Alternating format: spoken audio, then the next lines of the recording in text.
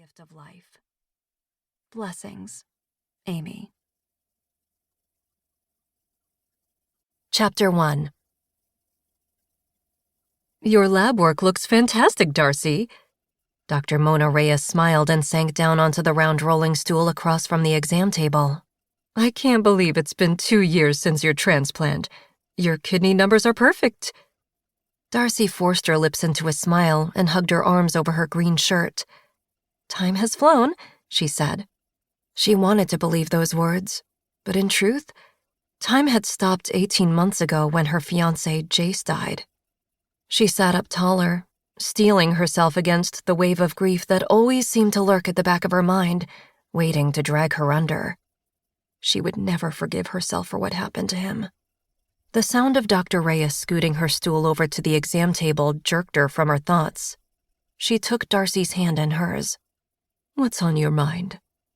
With her dark hair, bright hazel eyes, and flawless creamy skin, Dr. Reyes had become like a second mother to Darcy since she'd been diagnosed with kidney disease. Darcy was grateful for their heart-to-heart talks, which always helped settle her nerves and give her a new perspective on things. I always think of Jace when I think of the transplant. I'm so grateful for him. She sniffed and swiped the back of her hand over her eyes. Dr. Reyes patted her hand. That's natural. You'll always miss him and love him. Just remember that he would be happy for your good health, too. I know you're right.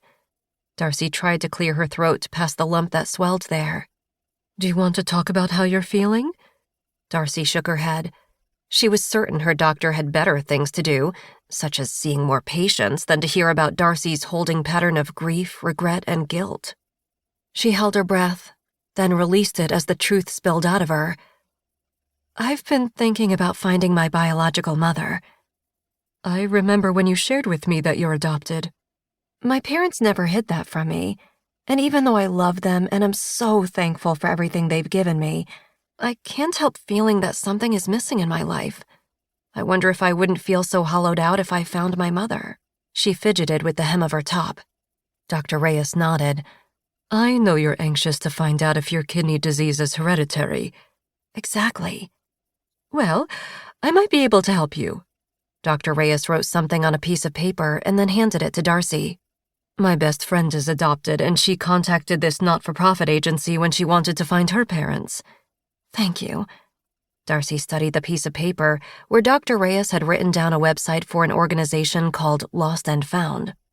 I want to know where I came from, but I just don't know how to talk to my parents about this without hurting them. I think they'll understand. Darcy leaned over and hugged her doctor.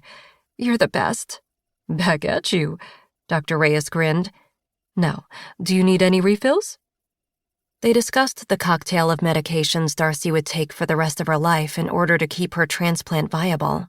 She often got tired of taking the medications, but she was grateful that they kept her new kidney healthy. Darcy thanked her doctor once again before heading toward the exit. She stopped at the front desk to schedule her next 6-month checkup before pulling on her suit jacket, shouldering her purse, and hurrying out toward the parking lot in front of the sprawling medical complex. Her high heels clacked along the sidewalk, and the cool early April breeze lifted strands of her long blonde hair off her shoulders. Birds sang in nearby trees, while daffodils smiled up at the sun shining in the cloudless blue sky. Darcy tried to shake off her murky mood, but it clung to her like a second skin as she weaved past the rows of cars on the way to her sedan.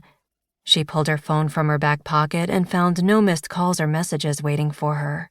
She considered calling her mom to tell her about her appointment, but instead she pocketed her phone, not ready to talk to her mother just yet. She was on the way to an important meeting and had to mentally prepare herself. Thoughts of Jace swirled in her head as she approached her royal blue late-model Lexus LS 460 sedan. She unlocked the door using her key fob and climbed in, dropping her purse on the passenger seat. As she hit the push-button start, she tried dismissing her late fiancé from her mind, but she could still see his handsome face. His brilliant smile and those sky-blue eyes seemed impossible to forget. She and Jace had made so many plans. They were going to be married right before Thanksgiving almost 2 years ago, and thanks to her good health, she'd hoped they would soon start a family. Being a mom had been her dream since she was a little girl.